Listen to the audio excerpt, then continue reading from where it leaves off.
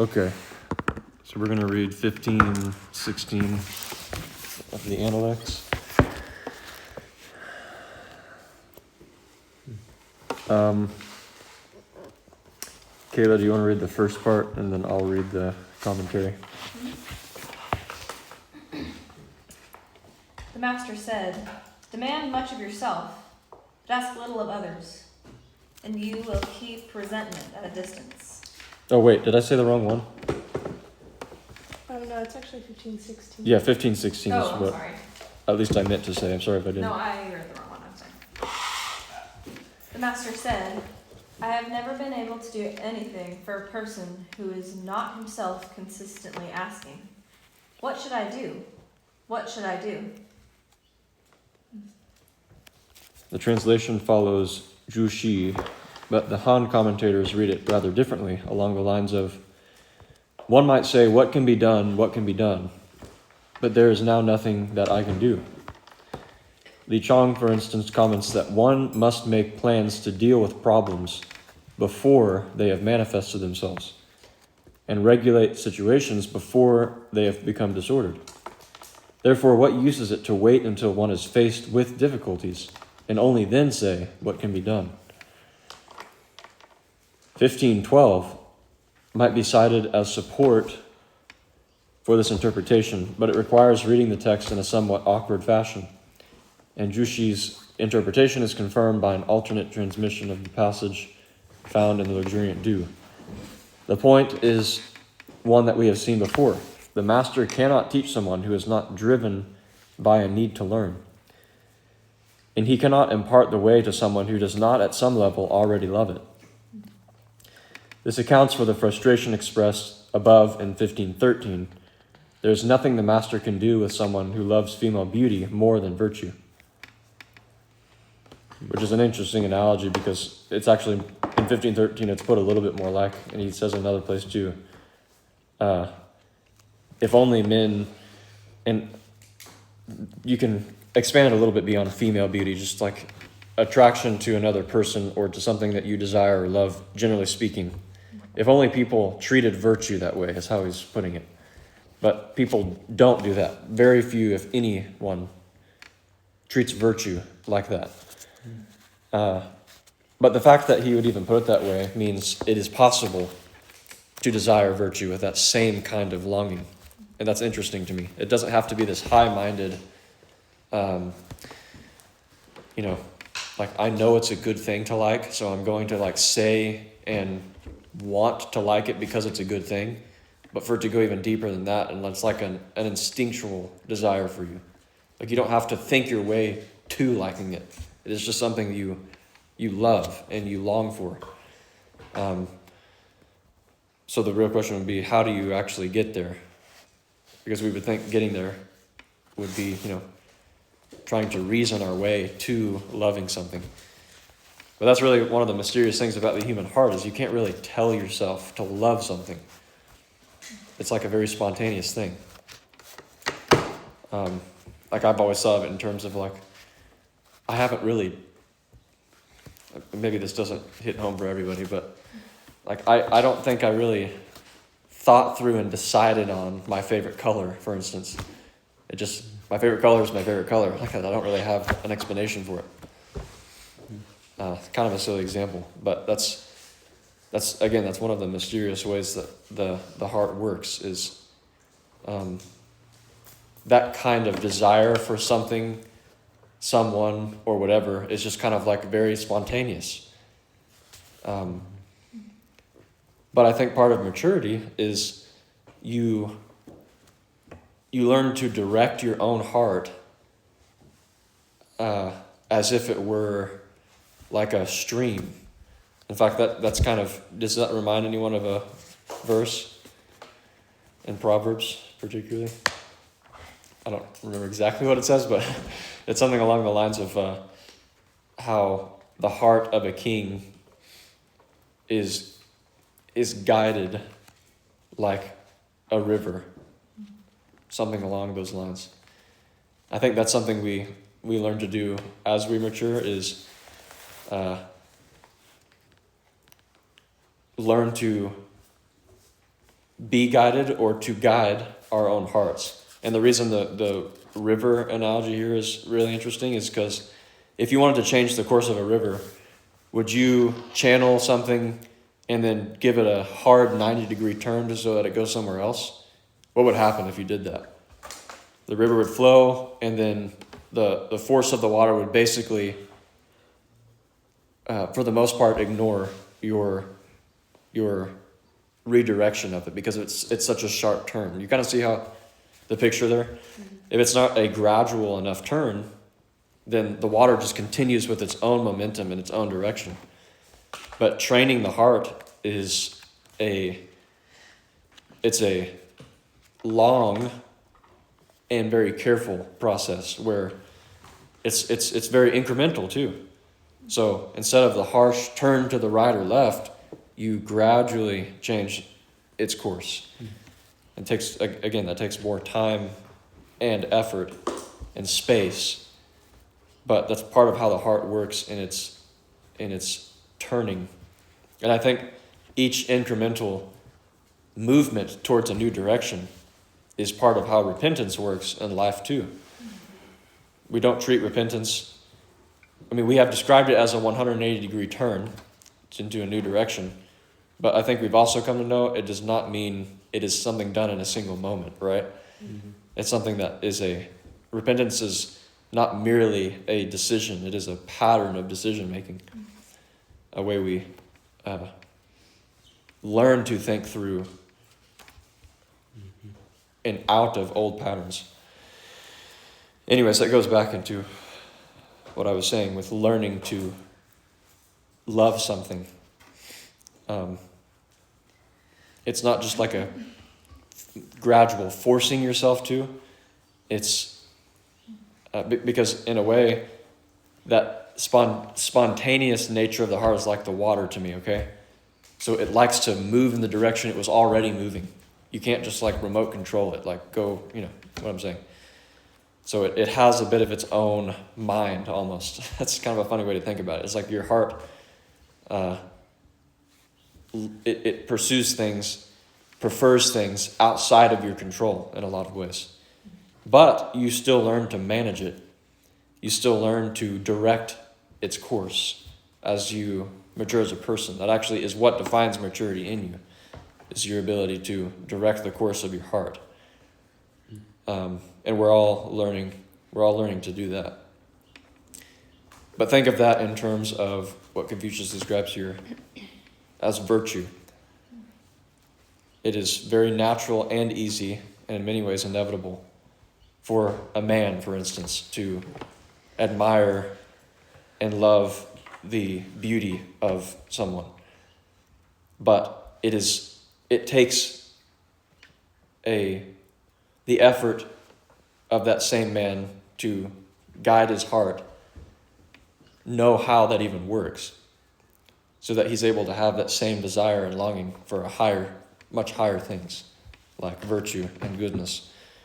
If we could use more words that aren't necessarily used in Analects, like holiness and godliness and sonship. I'm not saying these are all like mutually exclusive things. I think they all are a part of a complete character. And so they're actually facets of one another. Anyways.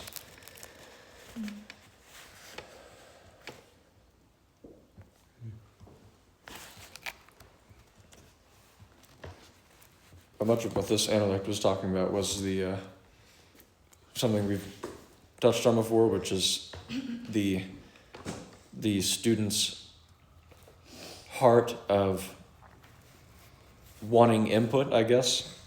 So what should I do? What should I do? This plays into what we were just talking about, and perhaps how we learn to direct our heart is not feeling ashamed to be in that position of wanting to be poured into, wanting to be directed by someone else. I think that is what defines a good son to start with. And a son that is properly raised by his father is one that asks the Father for direction in the first place. But I don't think that will always be the case for the Son either. Eventually the Son will be able to kind of get himself together a little bit and not need the same level and explicit detail or direction-wise that he is used to receiving from his Father. So I'm seeing that stage of, or that process of growth as being the same as how we mature in guiding our own heart. I think it starts with submitting yourself to another's guidance first. And through that instruction and discipline, we learn to direct, have a more of a hand and involvement in directing our own hearts. If you guys remember, one of the last things Confucius said that he learned to do was follow his heart without stepping over the line. Do you guys remember that? Mm-hmm. And he said that wasn't until he was 70 that he learned to do that. So that was very far along the road of his spiritual maturity. Do you guys have any thoughts so far about this one? It reminds me of another Analect where it's talking about the teacher bringing one corner of something to the student. Yeah, I was reminded of that one too. And then the student's supposed to bring all the other three corners to him. It's kind of like the same concept there. Mm-hmm. Yeah, that same Analect you mentioned, he discusses if someone, I won't teach someone that isn't constantly struggling to try to put into words what's in him. Yeah. Mm-hmm. Not careless. Mm-hmm. Yeah, I was trying to think about the posture behind the "what should I do" kind of phrase. Mm-hmm. And it is that like active learning where it's not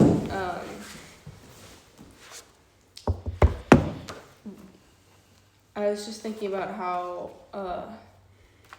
I'm trying to put my thoughts together.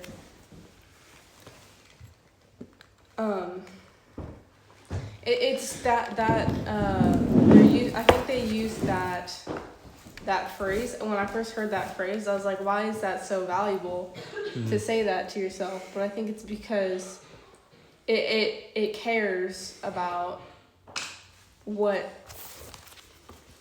like, it sees the value in what we are actually doing, like, to ourselves and in the situation we're in, just like with all the context of, like, because constantly asking himself, what should I do? It's not just like doing an action, it's just like, how should I be impacting this situation wherever I am and whatever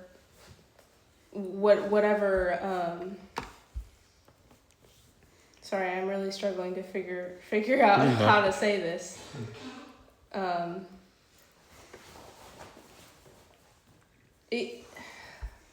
It's like a thoughtfulness of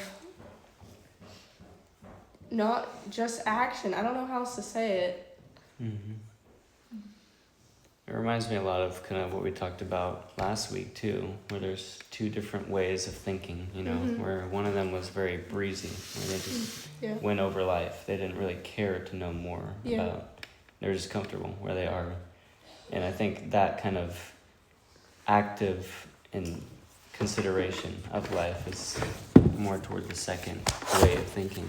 Mm-hmm. But I see where you're saying, where it's not just action, it's more of like a always considering things in a little bit more of a intentional way. Mm-hmm. It's like understanding that yourself is that whatever you're thinking about and choosing in a moment is not only impacting yourself, but whatever is going on around you, the people around you, and the situation. And the life that's growing. Yeah, it's like deeper than even the situation too. It's just like even the atmosphere. So it is a lot more important what we do, how we operate, than I feel like most people realize. So basically, part of what you're saying is not just what is easier to see here as far as what the questioner actually wants to know. So like, what do I do? What do I do? And that's honestly kind of the way I was initially understanding it, is part of this questioning seems to be coming from like a sort of an immature place. Like, I just, the reason I'm thinking of it this way is because this is actually very relatable to me, because I feel like I am even currently in this place in a lot of ways. So I want the answer. I guess I talked about this a little bit when I was explaining my poem a couple weeks ago. But it's very much a place of like, we've talked about these things that the Lord is doing and wants to see brought about in his people, even in our community. But like, how do I actually engage in that? How do I see that brought about through even the things that I choose to do, and the way that I choose to spend time with people, and the things that I'm cultivating in myself, whatever it is. But maybe one of the greater emphasis, or maybe the greater emphasis that is being brought up here, is a bit of a rephrasing of the question, being what needs to be done. You guys see the difference between the two questions? What should I do versus what needs to be done? So like, it goes a little bit beyond it goes beyond like personal development, and goes into what is the greater vision here that includes me but is not limited to me. Yeah. So that's the difference between what should I do versus what should be done. And I think it's both. I don't think it's just the latter, but it's also not just the former either. Even that tends to be more of the focus, even in this book, is like self-cultivation. But again, I will restate that this is very timely for me, because I'm asking those same questions constantly. What should I do? Like, what needs to not just what needs to change in the way I'm currently doing things, but I was even just describing this with Matt earlier, like what strings are already within my grasp that maybe I have been ignoring, that I need to grab hold of and pull on a little bit, I guess, to see what the Lord has in them, like whether it would be with people around me or opportunities that are continuously presented before me that I haven't been noticing or have been intentionally ignoring, whatever it is. So to see where the foundation is, yeah, what they're attached to. Yes, and this encourages me a little bit to see how this is put, where the master, instead of saying, I don't really ever teach people that are always having to ask that question, what should I do? He says the opposite. I've actually never been able to do anything for a person who doesn't constantly ask himself, what do I do? All the same, I still have this impression that kind of question of what do I do still comes from a bit of an immature place. And that's okay to even, I'm okay with even seeing myself in that light, as long as I actually do something about it. So I think maybe that part of the immaturity you're seeing, and the reason why he's only able to have to do with people who are constantly asking that is because it's somebody who's willing to admit that they don't know what they should do. Like it's a kind of humility. Another way that is shown, I guess. I'd be curious then to know how each one of you relate to this kind of inquisitiveness, as far as like your place, even in our community. So as much as you're willing to share in that. I know that's something that some of us are still kind of coming into, but I know also for others of us that is something you have stepped into. And so how does this come across to you?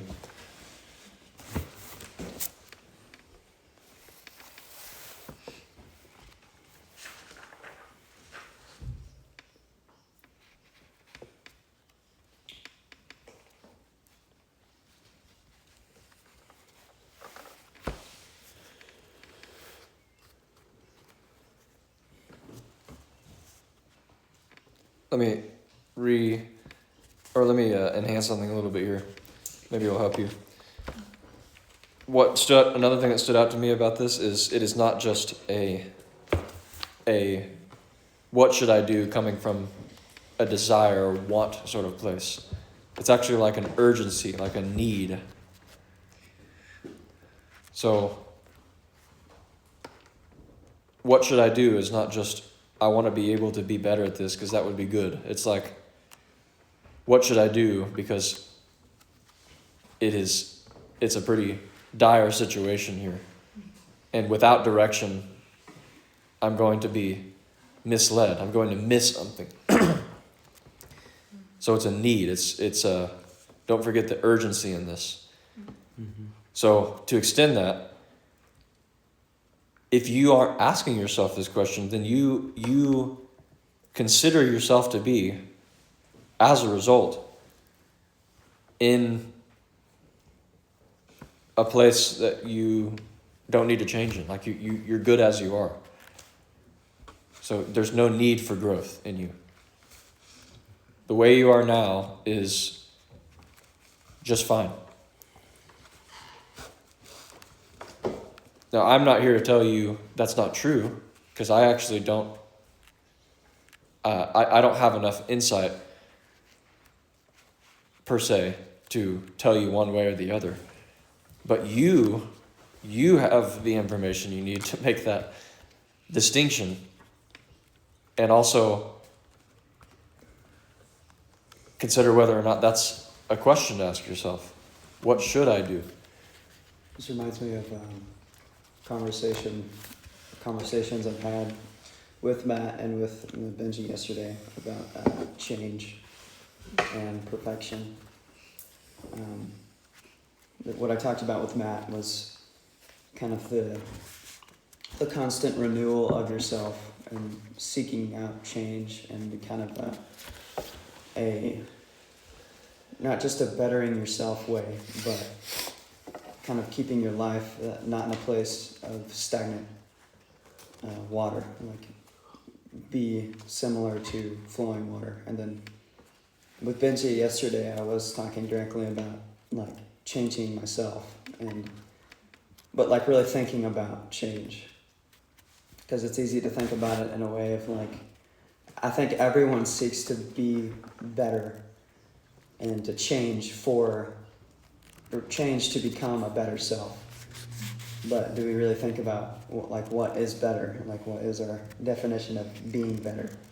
There has to be something that we maybe even want to become when we are seeking change. And with it, I think that kind of creates the urgency and the necessity of it, because we can't remain in a familiar state forever, where we kind of spoil in a way. And the world changes around us, and others do too, so I think it is necessary. But that doesn't mean that all change can be good, because there can be change for the bad and for the good. Mm-hmm. But that's what this reminded me of. And when you were talking about changing, it kind of reminded me of those conversations I had had.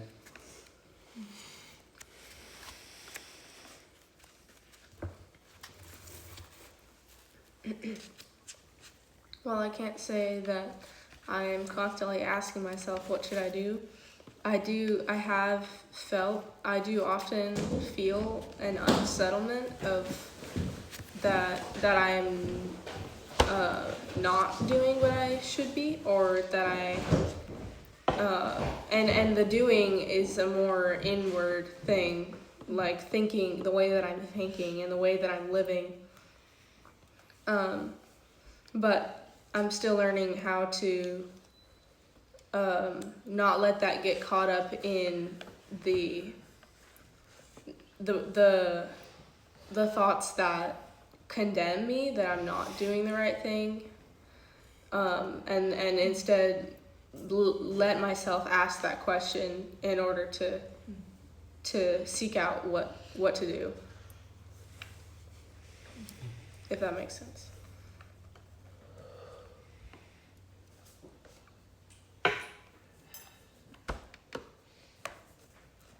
Yeah, with when Elijah was talking, I was reminded of something or a way in which I used to consider God's work in our lives, which is not just that we learn how to change, because whether God is in our lives or not, there's always some kind of change that's taking place in us. That everything in creation is subject to change. You can't avoid it. Mm-hmm. But what God actually does in us is change the way that we change. So we begin to change in a new way. And that's what actually transforms in us, is not just us, but the way that we transform, the way that we change. That's what actually changes. So it's kind of a multi-use of the word change. It's a little silly sounding, change how you change. But, I mean, again, that's part of what the pattern of repentance is and how it works in us. It is not just a continual compiling of sinful nature and the fruits of sin that change us into an ever more fleshly, self-centered being. But it is the turning away from that lesser nature constantly as a habit, as a pattern that is ever more changing us into a spiritual being, someone who lives by the Spirit, and as a result is free from that lesser nature. Free being a very important word there, in the same sense of those who have, what's that scripture? Those who the Son sets free are free indeed. It is not it's not just a once and for all kind of freedom. It's a freedom even in this, as far as the continual and inevitable nature of changes. It's a freedom that you are continuously stepping into. So by moving forward, you're always stepping out of an older way and always stepping into a newer one. Every step is like that. So it's that's why he kind of re-emphasized that that freedom. As those who the Son sets free are you are definitely free, because it's a freedom that is endless for you. It's an interesting way to reconsider freedom.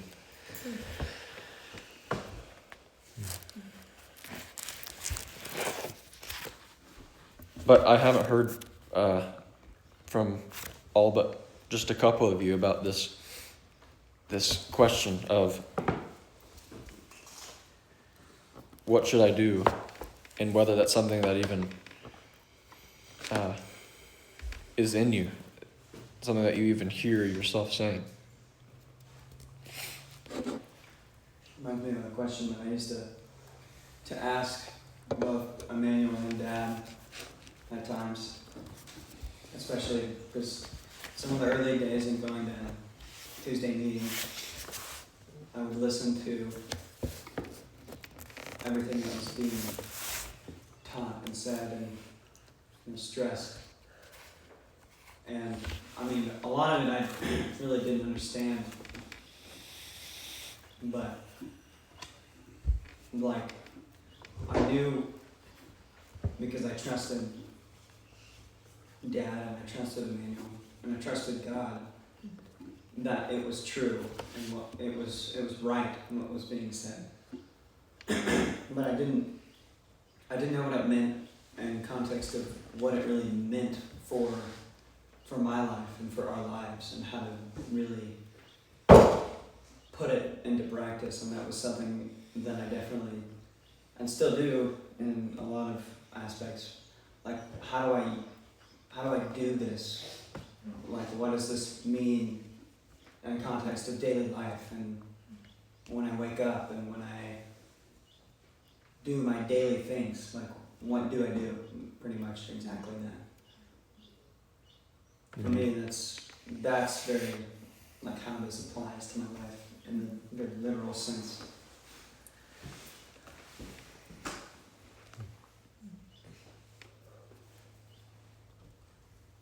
What? What?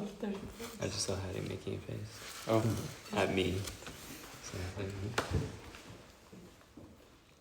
Yeah, there's an earnestness in this, kind of along the lines of what Elijah was just saying, where you don't have to have it all together in your mind to be able to ask that question, because obviously you're asking the question because you don't have it all together. Mm-hmm. And so there's a pushing forward in it's a place coming from, it's something coming from a place even stronger than desire in some ways. Like it's a need. So yeah, I guess that's kind of still a desire, but it's like the word I kept using is urgent desire. So You realize how valuable it is, I guess. mm-hmm. And it almost seems to come from like a place of fear in some ways, like a bit of anxiety. Like I need to figure this out. I can't just wait and hope it comes to me somehow. Mm-hmm. It's And the should of what should I do. Yes. And I think that actually shows honor to God when it's not something you're kind of just treating lightly. Because he doesn't actually consider it nearly as honorable when it's something you treat as like, oh yeah, this is good, and I do kind of want to figure it out, but in its own time, just kind of let it figure itself out. But he's not actually going to really offer much to the person that isn't asking and seeking and knocking for it. Like Jesus could have just said asking for it. He could have just said seeking or just knocking. But he said asking and seeking and knocking. So there's an urgency behind that.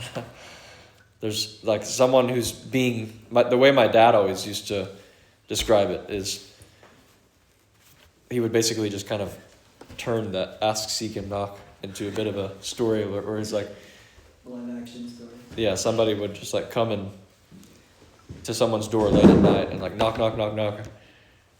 And nobody answers. It just like is kind of starting keeps knocking and even starts yelling, knock, knock, knock, just like not stopping. Even as awkward and as disturbing as the situation is, this person is needing something. He's not going to quit until he gets it. And finally the person opens the door and maybe he even looks a little irritated or whatever, but the person doesn't care. He needs something from that person. That's the kind of attitude that God expects from those who actually want the valuable things that he has to offer. Just think of it from just think of it from God's point of view. You don't even have to think of it as from the other point of view merely. If you have something of such great value and consequence to impart to someone else, are you going to give it to anyone less than someone that treats it with that same sort of urgency and need? Like you're not going to give it to someone who doesn't think much of it. And obviously, as much as the urgency aspect of this may skew it this way, it's not describing somebody who's mindlessly urgent, but it's still describing someone that actually needs it. Like they know they need it, not just someone who, anybody can have it. I mean, it doesn't have to be me. It can be this guy over here. Like Jesus was continuously used parables, like the guy selling everything that he had to be able to buy the field that had the treasure in it, or the pearl of great price. Yeah, like complete abandonment for something, not just like making it work so that you have a little bit of what you had before and also are able to get this nice new thing you found. Like there's utter devotion to it. And I think for most of us, especially those more reasonable and common sense, of those of us who have more common sense, this seems a little bit silly.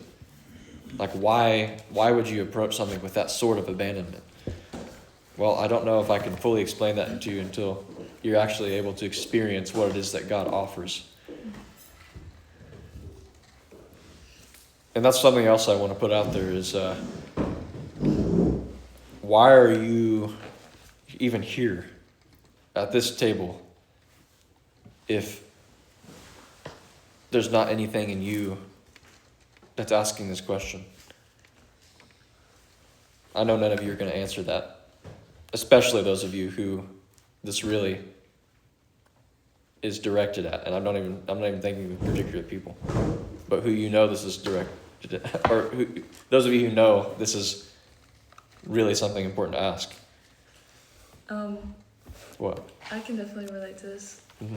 because throughout the time that I met with Kim, that's something that she's constantly reminded me to do, is just to ask and talk to him, even like out loud. And it seems silly, but I'm practicing to do that. And like even like he was saying, to do it in your everyday life. So this sounds really silly, but the other day before I went into my shift, I just went into the bathroom and I just sat there and I was like, can you show me how to do this? And I feel like that's a question that I ask him a lot, is show me how to do this today, what's before me. And yeah, I don't usually expect a direct answer, but well, in a way I do, because I want to hear it, but I just ask him that. Yeah, that's a beautiful thing to grow in, for sure. And I almost envy that that kind of purity with and towards God. Not from like I wish I had it and you didn't, obviously, but like sometimes I feel like he's laughing at me because I ask him this. Yeah, I've described that every the similar time. way. Yeah, I very much desire the same thing. And to go back to what I was saying moments ago,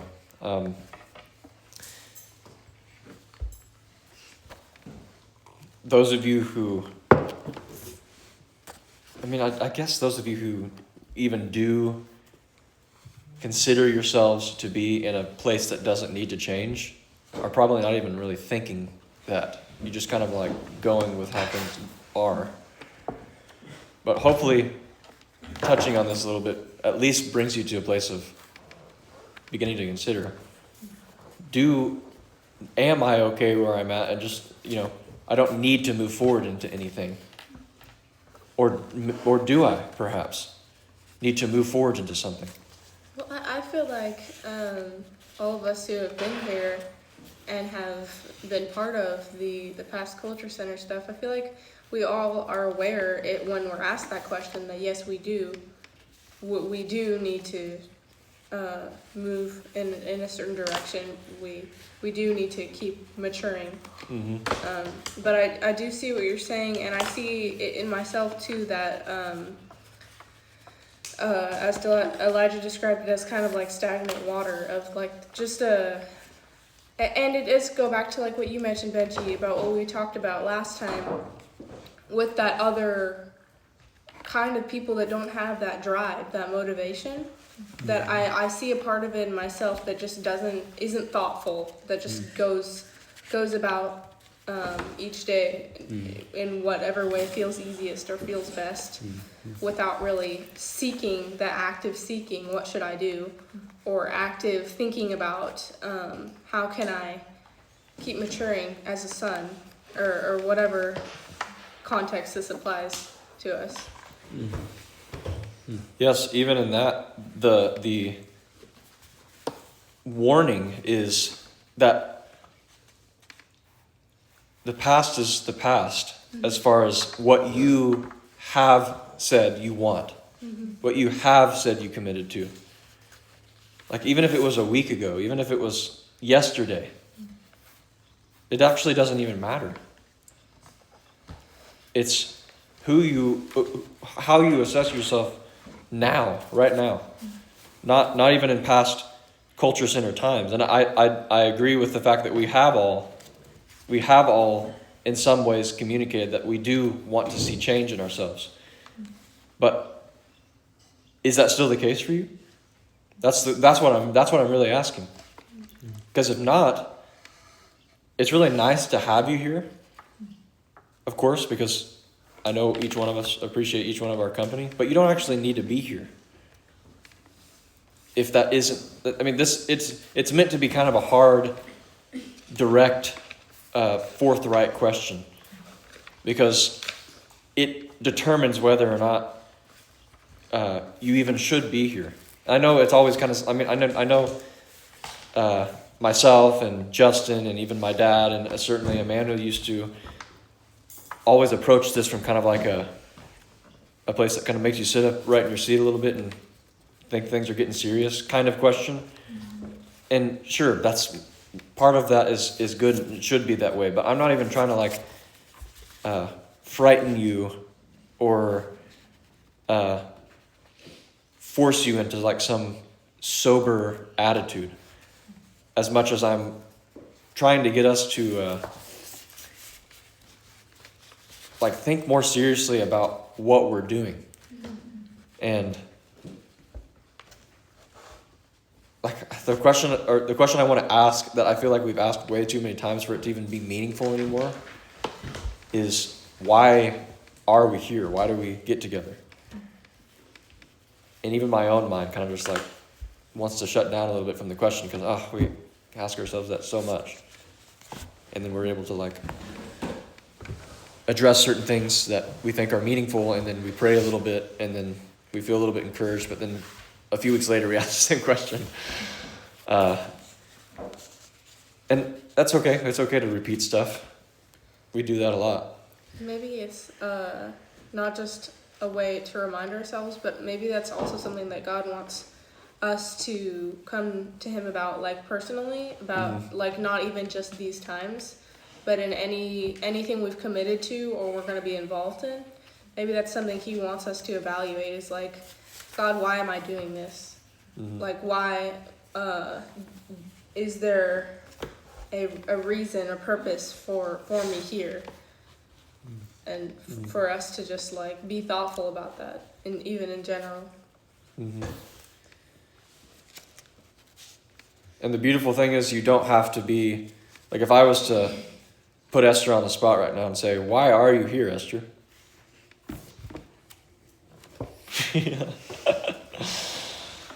Oh, you're doing it?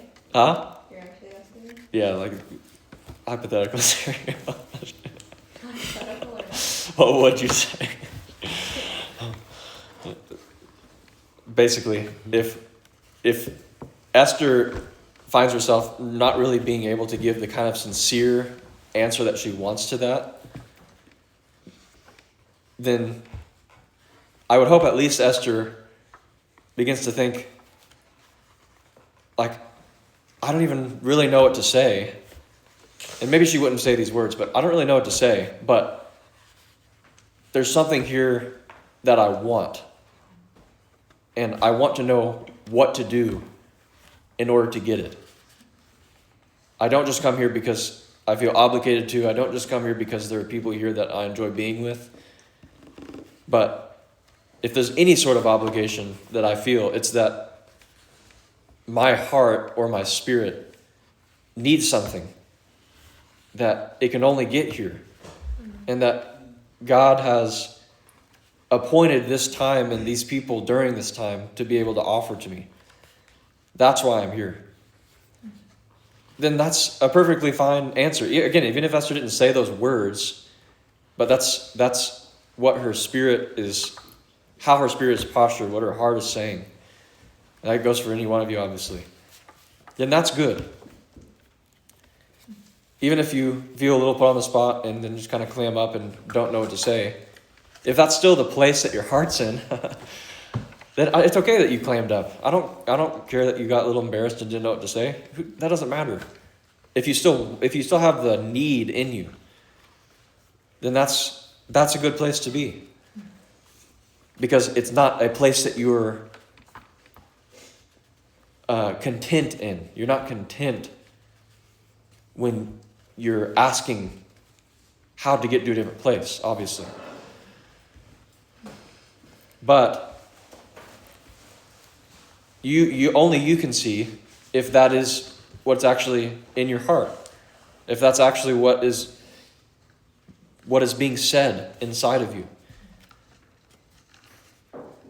Only you can remain sincere and honest to yourself about that. Nobody else is going to be a psychic and read your thoughts in any of this. So your continued attendance at least outwardly communicates that is what is in your heart. So this is kind of a bit of a judgment on each one of you. If that isn't what is in your heart, then you are participating in these times insincerely. You don't even have to say anything out loud. And the judgment is not going to come from me. It's not going to come from any other person here either. It is going to come from the realization that you are going to have in yourself based off of what I just said. It's not going to. It's going to be something that I think will grow in its burden on you. It will grow as a burden on you the more and more you attend to this culture center. If it is in fact not something that you feel the need to attend. It's very simple. Yeah, I remember when I took some time of separation at the beginning of this year, when I was in Seattle, that I began, not directly for even our culture center time, it made me kind of introspect a little bit, and that was something that I began to consider, was how I spent time with you guys and the culture center, and the way you explained the hypothetical response from Esther was definitely very, very similar to what I began to think about in context to this time. And that, I would join online and, not being there, not in just the, oh, I miss you guys kind of lost, but I really did. I felt a kind of hurt in my heart when I wasn't there with you guys. And when you guys would break for lunch, I would just sit there and stare at the camera and kind of just watch you guys being together. And yeah, I did miss you guys, but I wasn't gone, it wasn't that big of a deal, but in realizing that I need this, and I don't even know how to explain why specifically. And even the Lord, I heard him, saying that you shouldn't like take advantage of the time I've afforded in this time. Because I don't think we're gonna have this time forever together. And this is something we've talked about too. It won't always be this way. And like, it's really easy to treat it like it's something that's not so special, but it's like most people in the world don't have this. Most people in the world don't have a community, but what we're doing and building, and we can only build, by the way, really build if our hearts are in the right place together. And that's why it is so important to consider this question of why we're here. And to always consider that. Because if we're not, we become familiar with it. If we're not keeping ourselves in check, we're going to just puddle up and be filled with mud and green snow, like stagnant water. Nothing's going to happen. So I think pretty much the mere consideration of why we're here, why am I here, is in itself just a good thing to consider and to have on your mind, because it keeps you alert when you're here. It keeps you on your toes. And I think the repetition of that is very important. Going back to talking about change even, change should never be something that's, I want to change so I can get to this point and stay there forever. Change should never be that. It should be, I want to always, we should want to get to the point where we are a new man every day. And like, I want to get there. I want to seek like that life. Because then you never have some idea of who you are in the world. You never are comfortable with some certain way of life that you're entitled to. You're always seeking something new, just as God is new every morning. And that can play into our time here, because we're always seeking how to relate to one another and build God's house together. So super important. It's this fundamental stuff. And that question, what do I do? What do I do? I think that's something we should ask ourselves, something that we should ask others. And ask God. And the only thing that keeps us from asking it is pride and or fear. Regardless of where you're coming from, you can always ask that question. It's a really easy, very simple, humbling question to ask. You haven't done too much or too little not to ask it. You can ask it. Yeah. The hard part in it though is the desire to stay stagnant. Because I see that it might just be our generation, or it might just be a part of human nature that just wants to be like the rest of the world, to just keep floating around kind of idly, because there is something hard in it. There is a kind of a discipline of the mind to be thoughtful in seeking out that kind of thing. What should I do?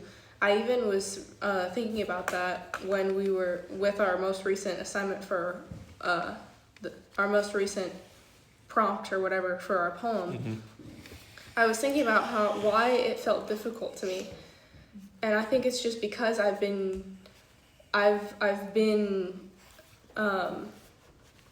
interacting with the world enough that I still feel divided in myself. Like I want to go two different ways, so I have to choose which way I'm going to pursue. And obviously, you guys know which way because I'm still here. But it's still definitely a battle. It's good to have a simple enough mind to where you recognize the division, because a mind like mine would say, I'm going to go this way, even though my spirit knows it's not God's way, but I'm going to say this is God's way. this is enough, it has enough similarity to God's way, and I'm convincing and lying to myself enough that this is God's way, that I'm just going to not have to think about it too much, so that the rest of myself is convinced that it is. But that's even more of a trap. I feel like that's the same thing, where it's kind of just avoiding the really seeking it out, the active seeking. But it's avoiding seeing the division and recognize this way or that way. It tries to muddle things. Mm-hmm. And returning to an earlier thing regarding this time, and I know this will sound a little bit harsh, but it's meant to. If this is not something, again, that you're asking yourself and willing to distinguish in yourself, if you're not willing to be the kind of person that is asking those questions, or at least those questions are present in you, constantly present in you, then there's going to be a thorn that will grow in you deeper and deeper and deeper every time you participate in this time. And the harsh part about this is I hope it does. For your sake, actually. Not because I want you to get it because you're being dishonest, but for your own good, I hope that thorn grows. Because eventually, you're not going to be able to take it anymore. But if you push hard enough to where that you allow that thorn to grow and grow and grow, then it will reach deep enough into a place where you're not going to be able to change something. It will have gone too deep.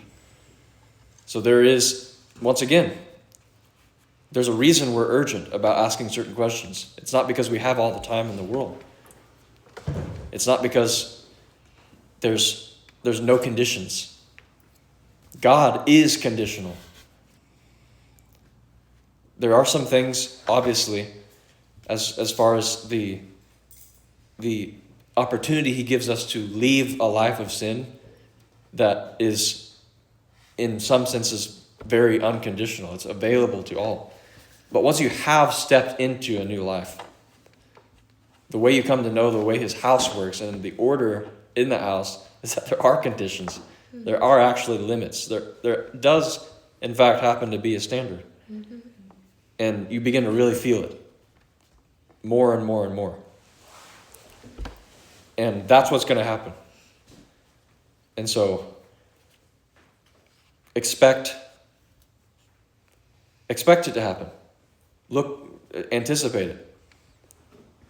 Maybe even shiver a little bit about it. I'm just saying, there should be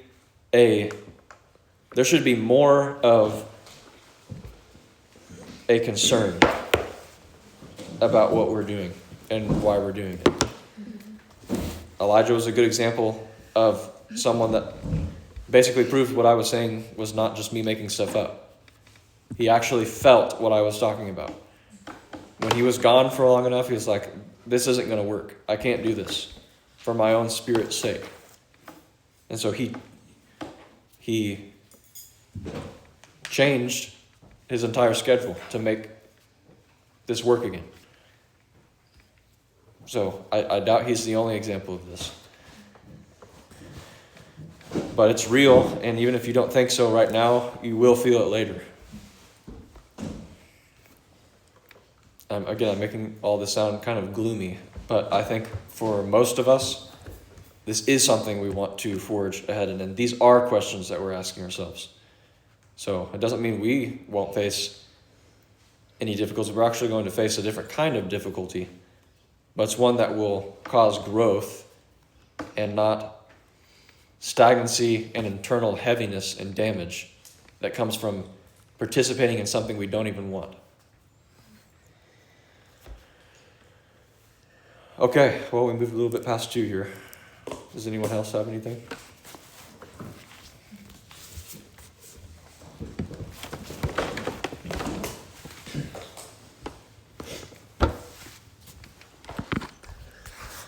All right.